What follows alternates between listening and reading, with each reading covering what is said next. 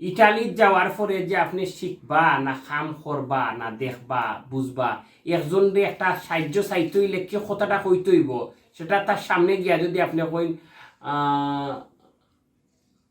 per favore এভাবে যদি কইতে তৈতো নাই।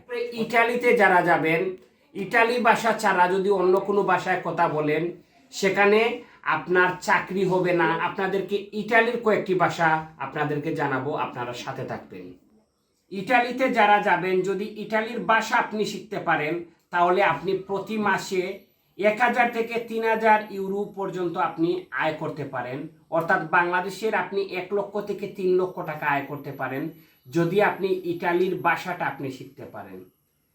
বাংলায় আমাকে সাহায্য করুন, কিন্তু ইটালিতে কি বলবে? আয়ুতামি, মিসকুজা মাফ করবেন, মিসকুজি মাফ করবেন। এই দুইটা ভাষা একসাথে বোঝানো হয় যে মাফ যদি আপনি কারোর কাছে যদি কোনো ভুল করেন তাহলে আপনি বলবেন মিসকুজা, আবার মিসকুজি। এই যে ভাষাটা আছে এই ভাষাটা আপনারা মনে রাখতে হবে। যদি মিসকুজা আপনার যদি বয়সে কেউ ছোট হয়ে থাকে তার কাছে যদি কোনো ভুল করেন, তার পায়ে লাগছে হয়তো বলবেন মাফ করবেন মিসকুজা। আর যদি আপনার বয়সে বড় হয়ে থাকে তাহলে বলবেন মিসকুজি। আমি, ইও, তুমি, তু। আপনি যদি প্রতিদিন 10টা ভাষা শিখতে পারেন তাহলে মাস শেষে আপনি 300 ভাষা শিখবেন, এনাফ। অর্থাৎ আপনি একটু চেষ্টা করতে হবেন। মনে রাখবেন practice makes a man perfect. চর্চা করলে মরচা পড়ে না। লুই, সে, অর্থাৎ পুরুষের বেলায় বলবেন লুই, আর লেই, সে, সেটা মহিলাদের বেলায়। নই, আমরা, ভই, তোমরা। বুঅনজর্ন, শুভ দিন। আরিভেদেরচি, গুড বাই। অর্থাৎ আমরা যদি কারোর সাথে দেখা হয় আর তার কাছ থেকে যদি বিদায় নেই তাহলে বলবো আমরা আরিভেদেরচি। মি দিস্পিয়াচে, আমি দুঃখিত। যদি কাউকে বলা হয় হয়তো কোনো ভুল হয়েছে সেই ক্ষেত্রে যদি আপনি বলেন তাহলে বলবেন মি দিস্পিয়াচে। আমার নাম যখন জিজ্ঞাসা করবে তখন বলবে নমি। উত্তরে হয়তো আমি বলবো যে শাহেদ, অথবা আপনার যে নাম আছে সেটা বলবেন।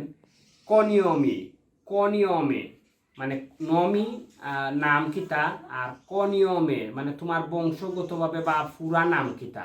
যেমন আমার পুরা নাম হইল সৈয়দ শাহেদ আলী। মিও নমে শাহেদ, বেল্লো সুন্দর, ব্রুত্ত কুৎসিত, বিয়ন্দ ফর্সা, ব্রুনো কালো, ফেলিচে সুখী, ত্রিয়েস্তে দুঃখী, ফাচিলে সহজ, ডিফিচিলে কঠিন, বুয়নো ভালো, কাত্তিবো খারাপ, মিও আমার, তুও তোমার। হয়তো দেশ তাকিয়ে আপনি সেটা শিখিয়ে আপনি যাইতে পারেন। ইটালি যাওয়ার পরে যে আপনি শিখবা না কাম করবা না দেখবা বুঝবা একজন একটা সাহায্য চাইতে হইলে কি কথাটা কইতে হইব সেটা তার সামনে গিয়া যদি আপনি কইন per favore এভাবে যদি কইতে তৈতো নাই। অর্থাৎ আপনি আপনার যে বাসা যেটা বুঝাইতেছে সেটা আপনি মনে মনে রাখতে হইবা যে আমি তার কাছে হেল্প চাইতে হইলে কীভাবে চাইবো। আর ইটালিয়ান কোনো ইটালিয়ানের সামনে যদি আপনি ইংলিশ মারোইন, ইংলিশে যদি মাতইন হয়তো সে বুঝবো, সে মনে মনে কিন্তু রাগ করব। মুক্তিযুদ্ধে এবং বাসার জন্য যারা এই দেশের মানুষ শহীদ হইছেন তারার পরিবারের কেউ ওই যে বাংলা ভাষা ছাড়া যদি অন্য ভাষা তারা সামনে আইয়া মাতে তারা মনে মনে কষ্ট পায়, হয়তো সেটা প্রমাণ দিত নাই। তদ্রূপ ইটালির যদি গিয়ে আপনি ইংলিশে কথা কইন সেটা হয়তো আপনার মনে মনে কিন্তু তারা রাগ করব। যারা ইটালি যাইবা এরা সব সময় মনে রাখবা ইটালিয়ান ভাষা যেগুলো আছে জরুরি ভাষা এগুলো আপনারা শিখিয়া নিবা। আর এর পাশাপাশি যদি আপনি গিয়া মাত্তা না পারেন তখন হয়তো আপনি যদি সম্ভব হয় ইংলিশে কিছু মাতবা। প্রিয় দর্শক, আমার এই ভিডিওটি যদি আপনাদের ভালো লাগে আপনার টাইমলাইন থেকে ভিডিওটি শেয়ার দিবেন, আপনার বন্ধু বান্ধব অন্যজনকে দেখার সুযোগ করে দিবেন।